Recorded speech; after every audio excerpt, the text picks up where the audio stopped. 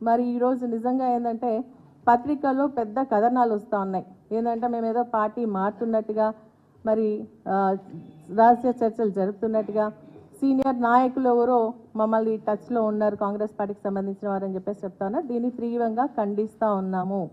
ఎందుకంటే మేము పార్టీ మారే ఉద్దేశం లేదు.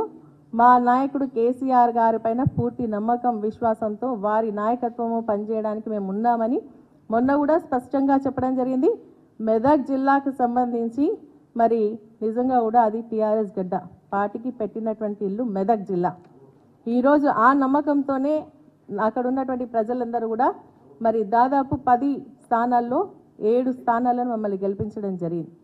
మేము కేసీఆర్ గారు నాయకత్వంలో మేము పనిచేస్తాం.